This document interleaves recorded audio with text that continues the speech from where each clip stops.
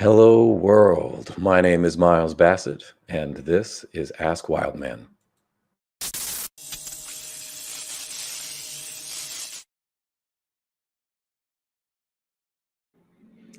All right, hello everyone. My name is Miles Bassett. This is Ask Wildman, an open Q&A put forward by Wildman Web Solutions. That is a digital marketing agency based here in Lawrence, Kansas. We specialize in working with small businesses and helping them to leverage technology to grow and achieve their goals. We started putting out this show about a year ago, kind of beginning of COVID times here. We were getting a lot of questions about, getting their businesses online for the first time. And so we started streaming live every week to our different social media channels and answering your questions. We're going to keep this up as there still are a ton of questions out there, and I don't think any of the changes that we've seen over the last year, at least in digital marketing and doing business online, are really going to go away anytime soon. So we are here to answer your questions. If you have any questions or you just want to jump in the conversation, put your questions in the comments below. We are live streaming right now to our Facebook page, YouTube channel, and Twitch channel, so pick your poison there. And if you're catching this later, you can still get in on this action by emailing us your questions at askwildman@wildmanweb.com. I do have that address scrolling below me in this little ticker here, so grab that and email us your questions. We'll get to those answers next week, as we do this every week, Wednesdays at 11. Make sure to check in. Also, a little shameless plug here. If you like what we're doing, you think we're providing valuable information, you can help us to reach more people, answer more questions, and be more of a resource to our community by engaging with this video somehow. Like, share, follow, subscribe, you know the deal. Depending on what platform you're watching this on, please just engage with us, comment, share, whatever you can do to help us reach a broader audience and answer some more questions. Now, I keep saying us here, and that is because I am only half of this coin here. I'm going to bring on the other half in Mike. There you are. Hello, Mike. Hello, Miles. How in the heck are you doing this morning, sir? I'm doing good. It's a beautiful day. I got my coffee, and we are ready to speak to the people. Let's do it. All right. So, as promised, we are going to have a little bit of a theme today. And that is voice. We are talking about voice, not just that we like the sound of our own, but how voice actually interacts with your digital marketing strategy, what you need to know about marketing and voice searches, home assistants, and other voice technologies that are coming out there, as it's just been growing leaps and bounds over the last couple of years and even the last couple of months. When we say voice, we're talking not strictly just about, voice searches when you ask Siri about something, but also those home assistants, Amazon Echo and Google Assistant. We're also talking about listing services. We're also talking about more audio-only mediums, things like podcasts, and also new social media platforms, as Mike loves talking about Clubhouse. I'm sure we'll be hearing a little bit about that today. So yeah, if you got any questions, if you've tried to start leveraging voice, if you don't have a voice strategy or you're trying to build one, please throw your thoughts in the comments below, and we can make this a little bit more of a two-way street and less of a lecture up here. I see we're getting our comments coming in. Yeah, and if somebody has another question unrelated to voice, we can certainly take a time out and ask or answer that. I don't know if we need to take the whole hour here on this, but yeah, well, we've been getting a lot of questions about voice search, and we've kind of referenced it a couple of times here on the show, and people like to follow up with that. So we definitely wanted to take a little bit more of a deep dive into that subject. But yes, this is an open Q&A. If you have any questions about technology, business, marketing, advertising, or you just want to say hi, jump in the comments below. Hello, Jeff. See, he's already hopped in and commented. Follow Jeff's lead, everyone. All right. So again, with voice, we want to start with that, and then we'll kind of get to your questions as they filter in here. So feel free to jump in those comments there. So I think that we should just kind of start broad here, defining what we're talking about. Why do small businesses specifically need to start looking at, if they haven't already, developing a voice strategy? Mike, do you want to take that first, and I'll follow up? Sure thing, Miles. And maybe you could help me out here because I was just getting ready to pull it up. But I did write an article. I think it's up on the website. Hopefully it is, about the topic last week. So I'll reference back to that probably a couple times. That came out in our newsletter last week. So if you haven't signed up for the newsletter, do that. And I'm sure Miles will put that up on the screen as well. But yeah, let's just take it from 30,000 feet. So why is voice important? Why is it probably the most important emerging technology out there? We've talked about this a few times, but it always bears repeating. First of all, as we give constant examples of on the show, speed wins. And it's easier for me to say something than it is to go and type it or write it. If I can just speak and have something happen, that's going to save me time. And as we've noticed about human behavior over hundreds and hundreds of years, is that usually if they can do something faster and still get it done, reasonably as well, they're going to choose that option. And so the market is going to decide that this is a thing that increases productivity, and therefore more of these devices, more of these tools are going to pop up, not only in things that we're going to talk about today, but in things that we can't even fathom right now, in the next 10 years or so, because of this principle of speed and just the ability to do more quicker. And so that's the fundamental thing that we all have to understand of why this is kind of a tidal wave that's coming, that, just like the internet, it's not going to be a fad. It's going to be a really big thing that's going to keep expanding and keep growing throughout all different places of the marketplace. And so, just like, the internet started first with bookstores, and then it was, taxi cabs, and now it's gone into like nothing is going to escape this disruption, I guess is what I'm trying to say, when we start thinking about this, 10, 15 years out. So, we always want to be looking ahead, not behind. And so that's what we're doing here today by really explaining this. Not all of these things have really come to fruition today, but they will be in the next few years. So the other big thing about voice in general, and now I'm moving more into the human aspect of it, not necessarily the AI aspect of it, but that is that there's a lot of connectivity in voice, and there's been a lot of research done throughout the the golden years of radio, and even some contemporary research as well, that when people listen to the sound of someone's voice, it creates this trust. And it creates this knowing factor that, like, I feel like I know them even more than maybe somebody that I even watch on TV. And so, like, radio personalities, like this, again, this has been, case studies decade after decade of decade, that people feel like they know them, even though they don't even know what they look like, just because they listen to the sound of their voice every day. And so there's something very, very powerful psychologically about the human voice. And so when we get into talking about things like podcasting, in Clubhouse and things like that, those are things to keep in mind as well, is that there's something really, really, really powerful about connecting with one another just on the voice alone. So those are the big two things, I think, Miles, from 30,000 feet is just, the technology that's coming out is just, it's a big speed factor. It's a big convenience factor to be able to say something, and then all of a sudden it happens. And then on the human to human aspect of it, there's just a really, really deep psychological connectivity, if you will, when people communicate through their voice. So that's it, like I said, from a really, really big picture point of view. Yeah, you kind of hit the same points that I was going to bring up. So I'll amplify those a little bit and then jump off into a couple of other things. But it's just a new medium. It's a new access point to your business. And so, as we say all the time, even if you're not necessarily leveraging something maximally, or maybe it doesn't completely make sense for you to look at a particular medium or a way of getting your message out there, if you're not doing something, know that your competitors are.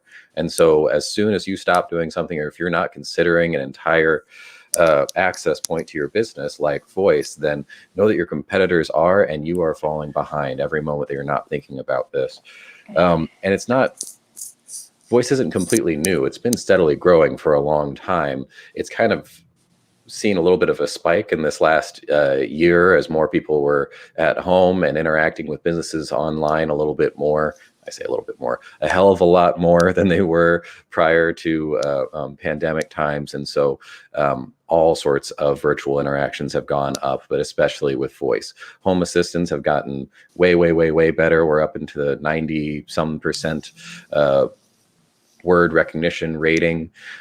They can do all sorts of fun things and collect information for you that can be useful in your marketing overall. Things like, both Google Home and Amazon's Home Assistant can differentiate between human voices. So it knows who is talking to it. So you can collect information, or they can collect information, then you can leverage it in your marketing to advertise to a household and differentiate your content and the user experience with your brand down to the individual family members within a household.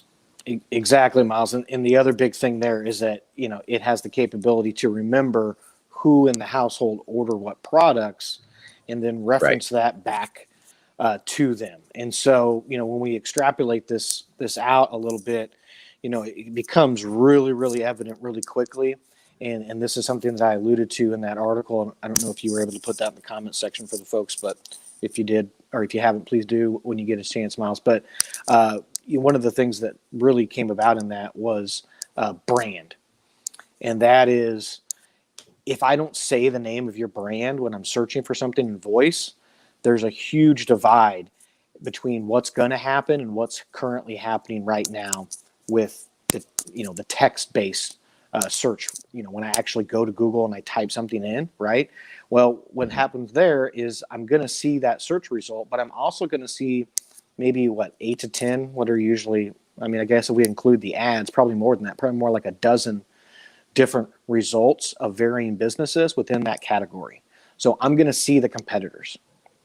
Now, what happens when I search on, say, Alexa? And I gave this example of the pizza place the other day in the article, is that, I've got 5 pizza places within about a mile of my home. When I asked Alexa the other day to send me a pizza, I think I said, Alexa, order me a pizza for delivery. It gave me the Pizza Hut on West 6th Street. And then it said, do you want me to order that now? Or something like that. You want me to call it now, I think. Now, what's going to be interesting if this progresses is what percent of people are going to say yes to that first result, and what percent of people are going to say, no, show me other results. Because if you do prompt it, it will list off maybe like 3 or 4 other results, but you have to prompt it. And then, and then as I buy things, right, it's going to remember where I buy it from. So let's say that I buy it from Rudy's one day and I buy it from Spin. Okay, then maybe the next time I go back, it's going to ask me if I want one of those 2. But then if I say, show me something else, it's probably going to go right back to that Pizza Hut, right? Because for whatever reason, and Miles, I want you to get into this a little bit more on the technical side, they have that listing, they have that voice SEO, if you will, that has put them up there, at least in my area when I do the search for it. And you may get a different result since we're in a little bit different areas. But, that's going to be really interesting how this whole thing plays out. And just so to come back to brand for a minute. And so to me, if I'm thinking about my business in the next 5 or 10 years, and this is for any category out there, this is like, if you're not packing it up, if you're not calling it a day by like Labor Day, if you're not going to retire, like, we're talking to you. Like, you need to think about, how are people going to search in a voice first world? Just like we talked 5-10 years ago about a mobile first world, which we're in now. How are people going to search for you in a voice first world? And I would be putting, 80% of my time and my energy and my dollars into building that brand, into building that brand equity, to building that top of mind awareness in my category. And so when somebody thinks about my category, they have to think around me, and I know I've used this example before, but everybody knows this example when I talk about it. And that's, actually 2 of them. There's one that's kind of a positive example and a positive memory for people, and one that people usually gripe about, I guess, for lack of a better term. And the first one is the Pizza Hut radio jingle, right? Everybody knows if you lived in Lawrence for any amount of time, even if you've never listened to the 3 local commercial radio stations, you know the name, or excuse me, you know the name Pizza Hut, and you know the phone number, 842-1212, call us now, Pizza Shuttle. Right? I think he's trying to say Pizza Shuttle there. Pizza Shuttle, sorry. Yeah, it's a very famous local marketing campaign. I got the, at least I got the jingle part right. Sorry, I still had Pizza Hut in my brain from Alexa. Right, Pizza Shuttle, sorry, Pizza Shuttle. 842-1212, call us now, Pizza Shuttle, right? I've been running that same jingle for 25 plus years. Brand. Long-term and repetitive. When you think about ordering a pizza, you have to think about Pizza Shuttle, right? You have to think around them. You have to think, like, even on a subconscious level, that will pop into your head. Now, interesting, they don't have that same brand equity if we're just talking about search, right? So, like, these people who have spent the last 10 or 15 years building up their SEO results, but haven't done the branding work on the advertising side of things, they're going to have to start digging a new well right now because the game has changed, right? Just like if you built this glorious website 15 years ago, but it was completely unmobile friendly, well, you had to totally update it or probably even scrap it and rebuild it to make it mobile friendly, right? Because the whole landscape changed. Well, same thing's going to happen here, unless you also built up that brand. This is why, again, brand is so effing important. Second example of this is the one that people gripe about, and that is Academy Cars and Lonnie Blackburn, right? Are you familiar with those commercials, Miles? Yes, I am. Right? If you've listened to the radio at any time in the past 10 or 15 years, you know what I'm talking about because he runs these very lengthy, some would say annoying car commercials all the time. And it's actually a national campaign that, those same scripts are tweaked for different dealerships and different areas all over the country. And the reason that campaign and the company that does that has been so successful is because they freaking work. And back when I was selling radio ads, people used to always tell me, can you get that Lonnie Blackburn off the air? That stuff is so annoying. But what they didn't know is that Lonnie was just blazing his name into their brain. And so on a subconscious level, when you thought about used cars in Lawrence, you had to think around Lonnie Blackburn. Even when they're asking to have it removed, they're asking for him by name. 100%. They're promoting him as they're saying, man, that stuff's so annoying. Well, but it works. Okay. Again, it's brand. So that's something really, really interesting that I think that everybody needs to take a little bit of time and think about and apply that to that same business, because somebody right now could be thinking, man, I'm sitting pretty. I have the #1 ranking in all my SEO, Google search terms.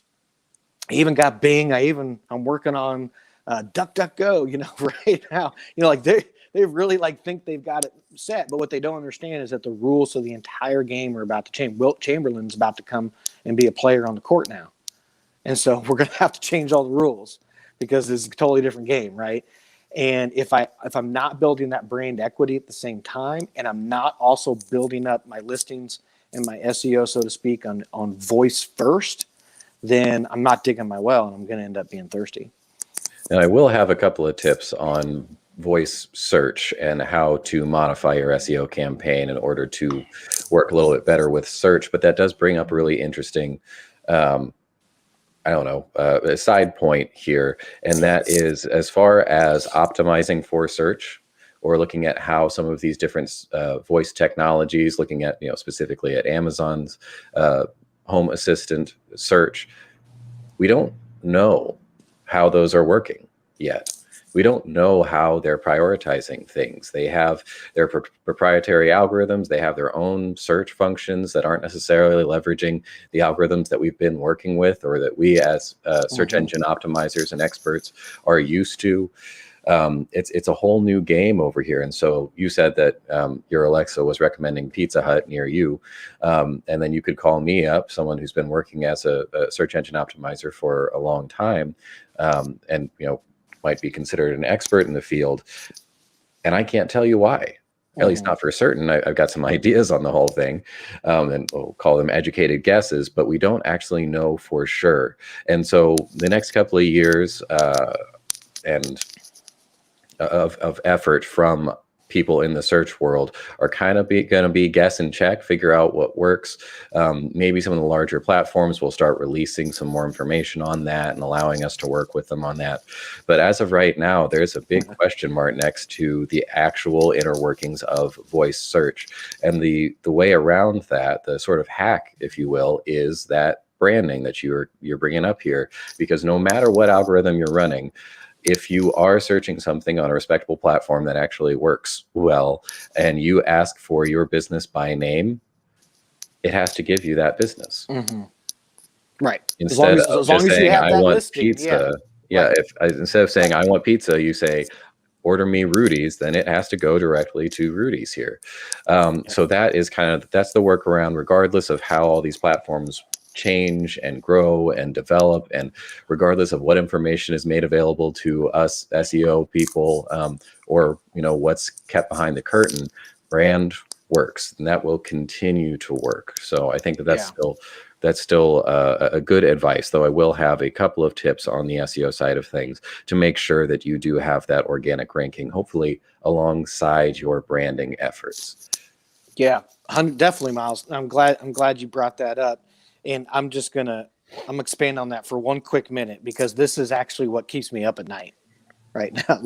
You're like, what keeps me up at night is what I'm about to tell you. Because what if, okay, let's just play with this a little bit here. Amazon just bought, well, not just bought, I guess it's been a little bit, but they recently in recent memory bought Whole Foods, correct? Yeah. Okay, that's not so recent anymore. Not so recent anymore. But it was a huge acquisition. And I think I just read the other day, I think this is accurate, maybe double check me on it, but I think that Kansas City is going to get one of these Whole Foods / Amazon smart stores very soon, like sometime this summer. And so that's going to be really interesting to see how that plays out. But what if they just kept going down that road? And what if they bought their own pizza place? Just using the example of the pizza place, right? Or what if Google started their own pizza place, or whatever, their own hardware stores? We could just go from category to category here. Or what if they partner? This is probably even the more likely scenario. What if they partner with existing, Fortune 500 companies? They can throw a whole lot of cash at them, or could do a complete merger / buyout, like the Whole Foods example. And all of a sudden, when you say, Alexa, give me this, or Alexa, give me that, there are no other choices. Because like you just said, we don't know exactly how the voice algorithms work at this point, and we may never know. And instead of going the other way and it opens up, it may go completely 180 degrees the other way, and it may be a completely closed platform. And the small businesses are just shut out of that. And that's what keeps me up at night. And that's why I'm talking about, to every small business, the importance of growing your brand, because again, that's the workaround. If I say the name of your brand, that's how you can get around this. As long as you have your listing set up properly, and we can help you with that. That it doesn't cost hardly anything to do that. Everybody should do that. But that's the thing that I'm like, they could really throw a huge right hook out there, and it'd be good night Irene for a lot of folks. So that I'm not trying to scare anybody here, but again, we just want to think about all the options that are on the table and not take this stuff lightly, not take it as a grain of salt, because it's going to be here really, really soon. It's already happening here. And not just this stuff, folks. I mean, there's all kinds of things coming down, the pipes with self-driving cars and all the rest that are going to completely disrupt 99% of the businesses out there. So we just got to stay on our toes. And that's why we're having this conversation. Yeah, not to scare anyone out there, but everything is going to change. It's already changed. You're screwed. So jumping off of that, I think it's probably about time to jump into some actual actionable steps, some tips on the whole thing, because it's not just a horror story here. This is a very useful tool that you can start to leverage, and some of it's pretty gets pretty complicated. Some of it's a little bit more extensive, but some of it's pretty easy. So I think that the first tip that we can put out there, that is for voice search, for regular text-based search, for just being a business in 2021, is that listing claim. You have to have your listings properly claimed and optimized. At the very least, you need to have a Google My Business listing. That tells Google everything about you, where you are, how to contact you, what you do.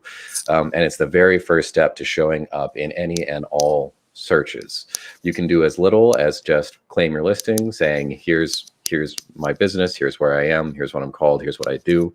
Or you can really build out that listing into pretty much its own website. It can be something the size of your own website. You can post to it like social media. That's where you're going to get your reviews from. You can put tons of different information on all your different services and offerings and hour changes and updates out to everyone for, I don't know, holiday hours or COVID reactions and how you're doing that. A ton of different things you can do with that. It's a very powerful tool, and it's really easy for anyone to go out there and set up. So at least do that. Extending beyond that, going into more listings. Listing is really just getting your business information out there, your name, address, phone number, website, etc. And there's a ton of places online where that information can reside. Of course, you've got the Google listing, you've got the social media accounts. You also have business directories out there. So think like the old school phone book, but there's 1,000 of them, and they're all over the net. You've got apps that have business information. You've got map services. There's a different directory for searching for businesses on Google Maps than there is on Apple Maps and Yahoo Maps. And there are more industry-specific sites, specifically for restaurants in your area or for hardware stores in your area or whatever it is. So there's a ton of different places that your information can live on the internet. You can go out there and claim as many as you possibly can, manage all those things, or there are some tools that can help you do that. We have one here that's very helpful and mostly automated. But there's a ton out there. Do a little bit of research and find one that works for you, and get your information out there, get your listings out there, because that is the first step, and it's so easy and so affordable. It's an absolute must in 2021. It's the first step to getting found on regular search, on mobile, and of course now in voice search. Then I want to go into a couple more specific things on just voice search, as it really has changed the name of the game for SEO, for search engine optimization. The big change is that people are using more natural language. It's actually kind of a reversion back to early searches, because when the internet was first coming out, we got our first search engines. People were asking full language questions. So they would have, they would actually end the question with a question mark. They go, "Dear Google, where is the thing near me?" Question mark. We use that as a joke now, but people really were typing in long form questions. And so in order to show up in those results, you would have to optimize your content to answer those long form questions. And then as people got a little bit more used to the internet and used to searching, they realized they only needed to put in a couple of keywords. You're not asking a full question of where's the nearest pizza place to me, please. You're saying pizza, Lawrence, Kansas, pizza near me, whatever. And then it spits out those results. Now, when you come to voice search, people are going back to asking those entire questions, and those questions are being converted into text form and then put through some form of search algorithm. And so you now have to revert back to that that old school way of doing things and optimizing your content for natural language and for long tail keywords, full phrases. So a quick and easy way to do that is to think of some of those questions that people might ask, and put that actual question in your content. If you're writing a blog, or if you're doing social media posts, have the title of that be, "Where's the best pizza place in Lawrence, Kansas?" And then write a bit about that and why you're amazing and better than everyone else here.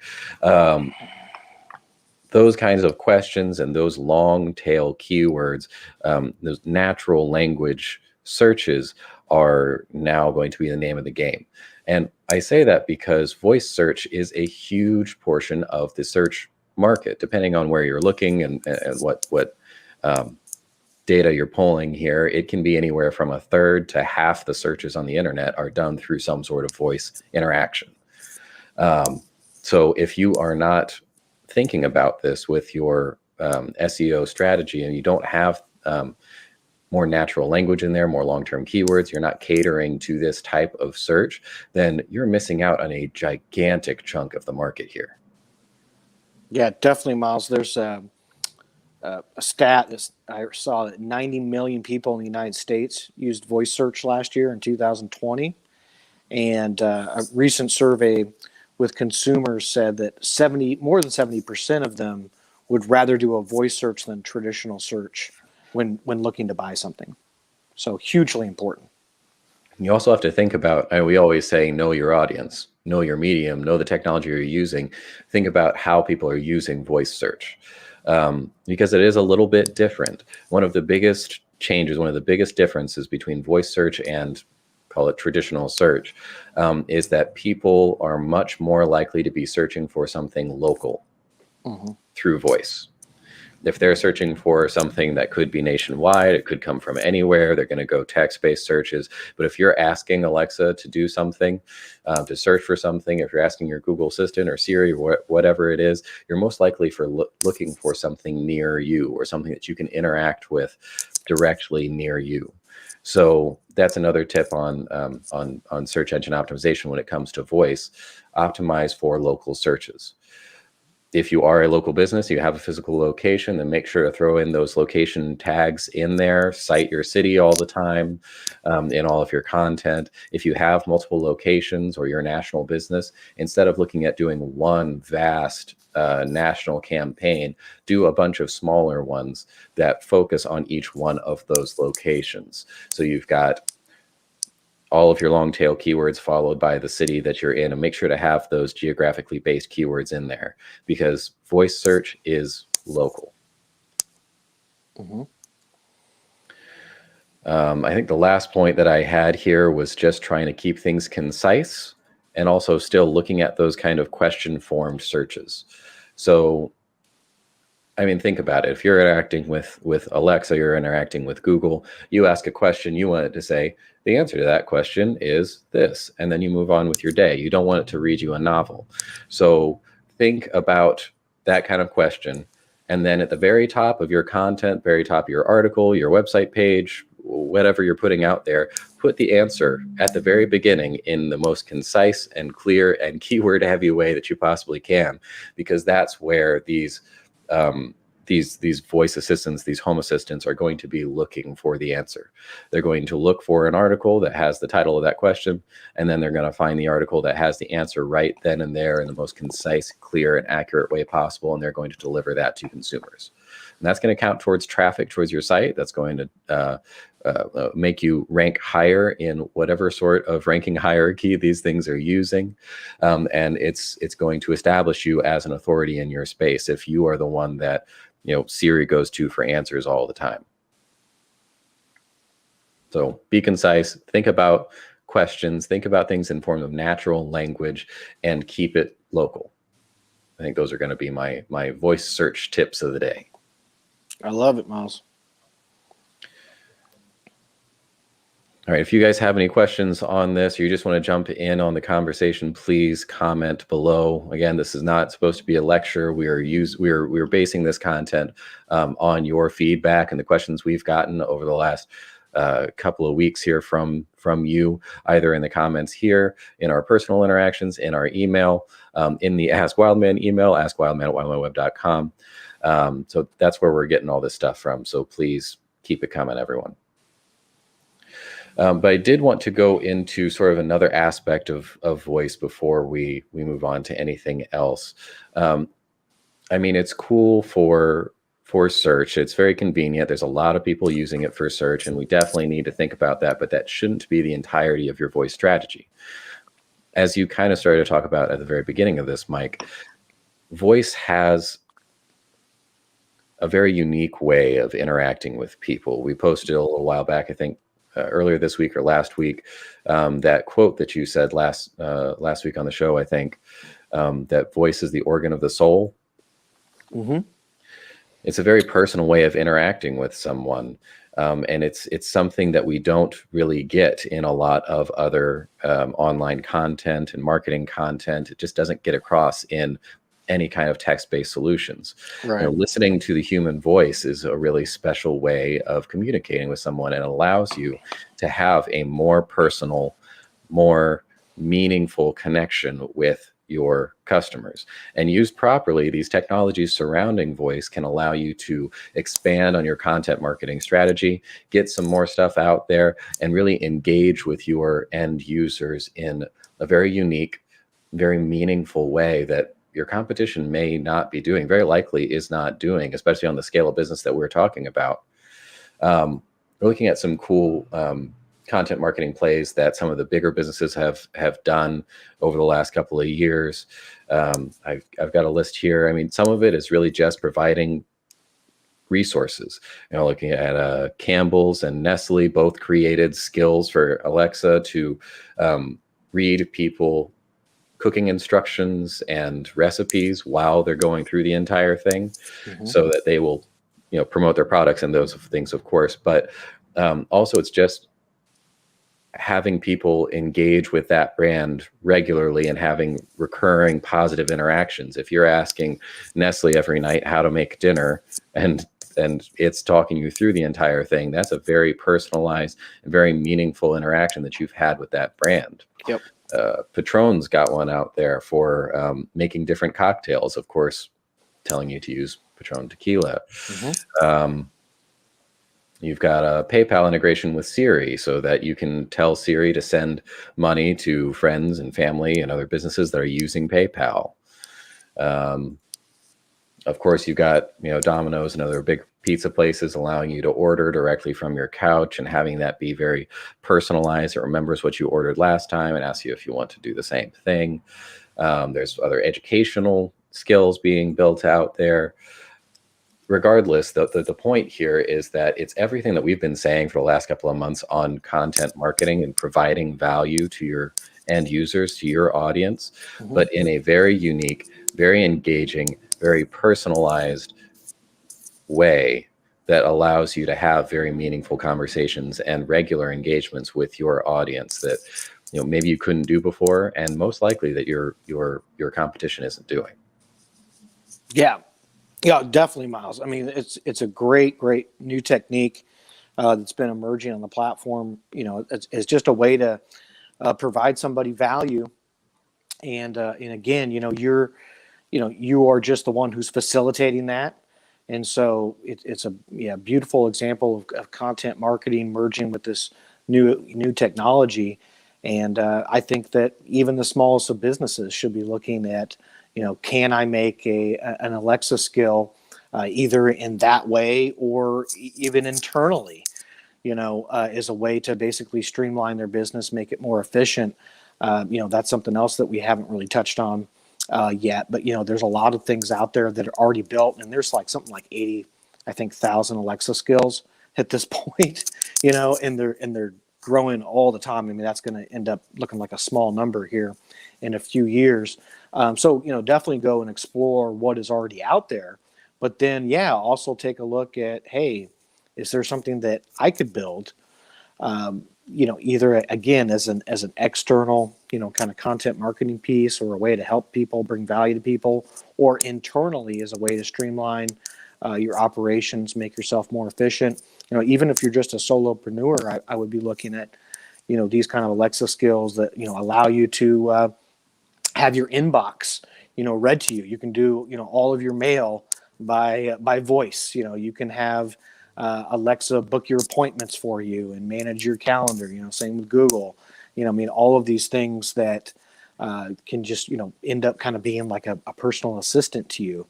Would be very, very helpful for most of the small businesses and certainly the solo entrepreneurs out there that we know. So yeah, there's a wide range of skills out there.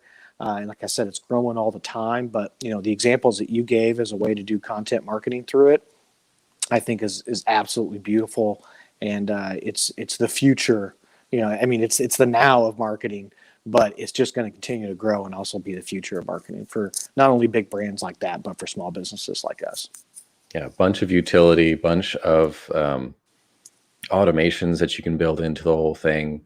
But overall, it really just allows you to have and to create more natural and seamless engagements with your audience that encourages retention, brand loyalty. It's kind of what we were talking about. I think we were talking about chatbots for this particular point, but saying that the chatbot isn't really meant to replace a human or anything. It's meant to facilitate that interaction and get them to a real human in a faster, more meaningful way, so that the entire experience is a little bit smoother, it's a little bit faster, it's more convenient for the end user, it's more pleasant. And if you can have that sort of seamless transition from pure technology to true human interaction, then that allows the end user and your audience member to interact with your brand in a much more meaningful way, a much more engaging way, and one that's going to stick with them. So voice is just sort of an extension of that. You can really make a very powerful experience and a very customized experience with, like I said, the information that we gather from these technologies. They know who they're talking to in a household.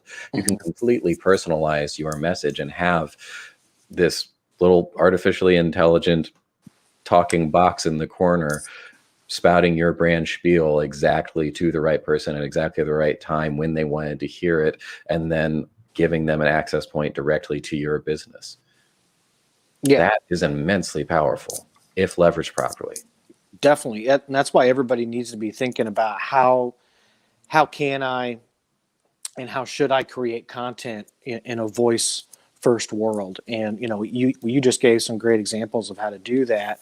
But, podcasting is another way.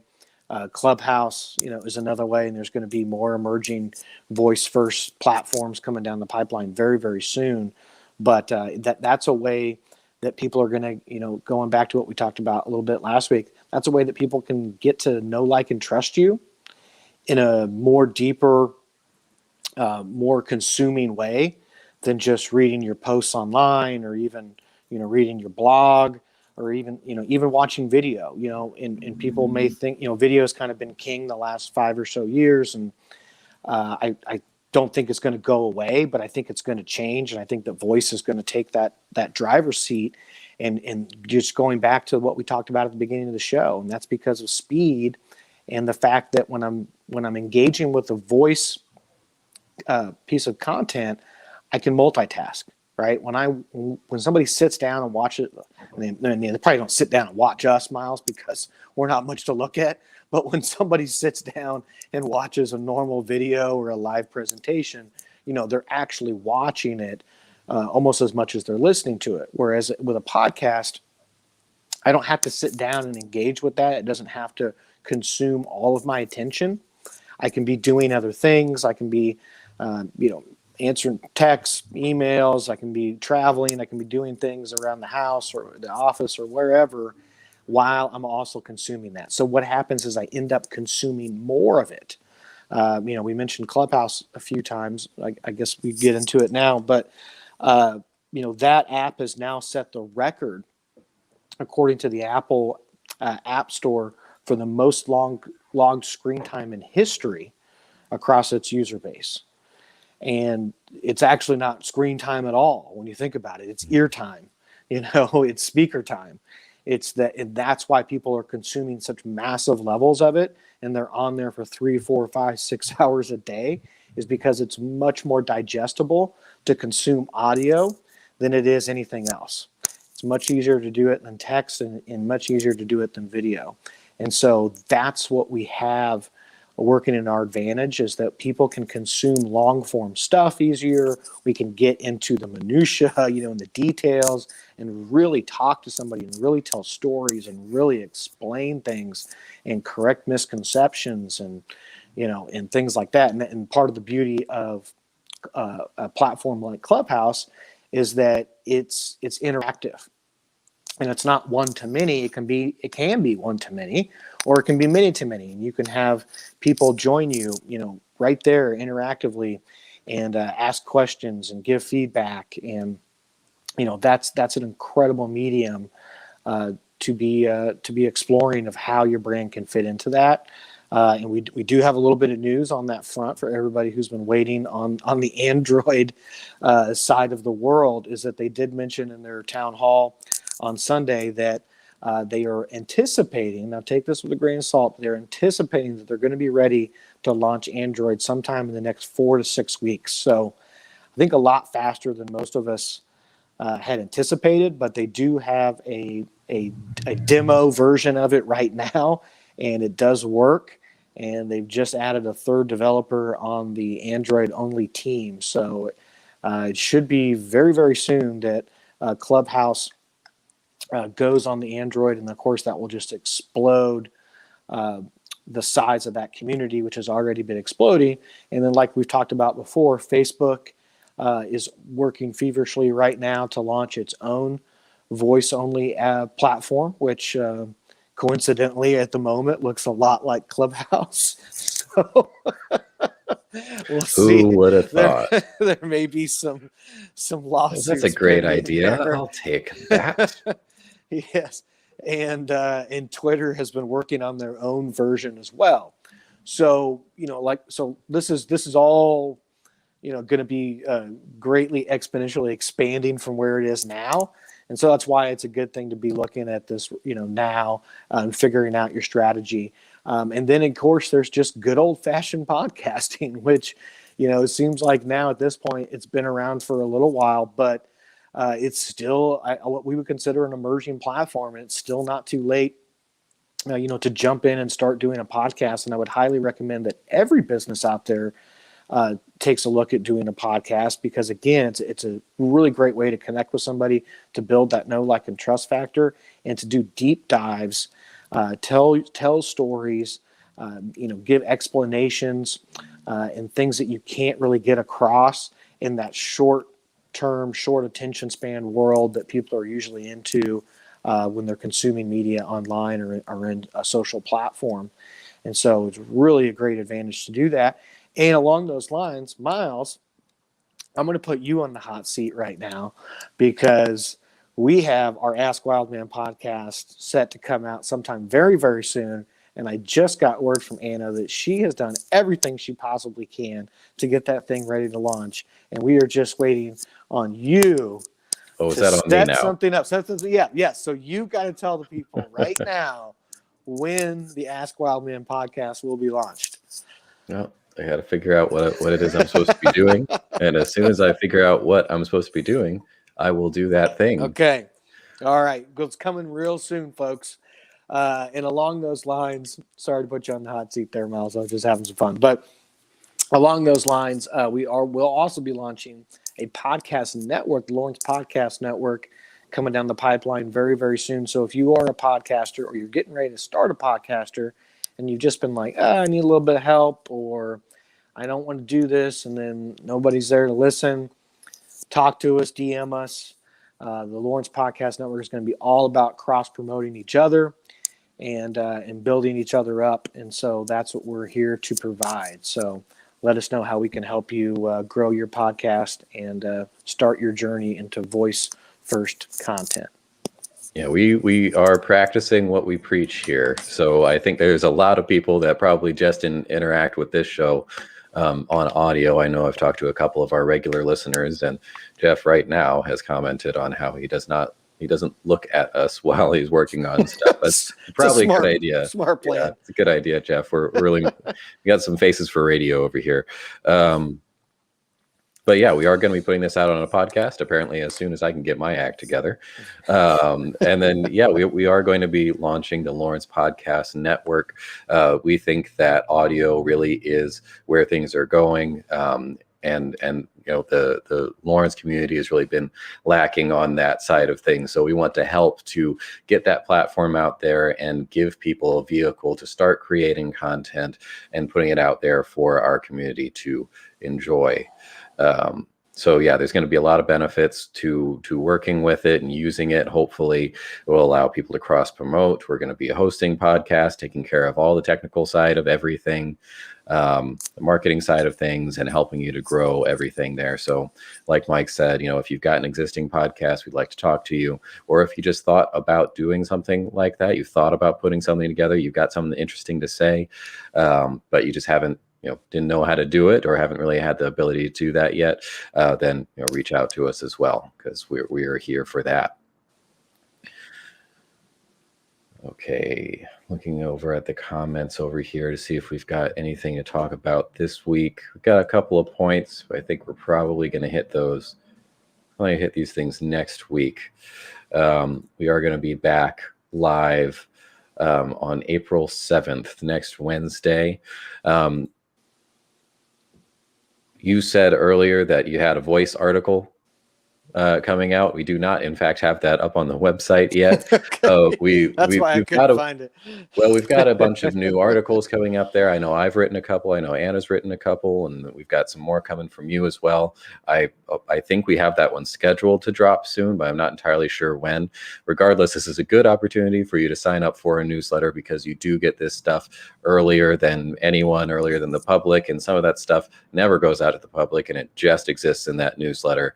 So sign up for it. I put the link in there, or you can just go to our website. There's a sign up form on, I think, pretty much every page. Something pops up and asks you to sign up for the newsletter at this point. So please put your email in there. It's not spammy at all. We're really just putting out value. It's very much like this show here. So give that a thought, or if you have someone else that you think would benefit from that and they can't tune into this show for whatever reason, then maybe that's a better medium for them. Okay, well, I think that's pretty much it for today. Mike, you want to wrap up? We're coming up on an hour here. I think they're probably tired of listening to us. Oh, I don't believe that for a minute. They're just going to get warmed up for that 50 plus hours of podcasts that are about to drop, folks.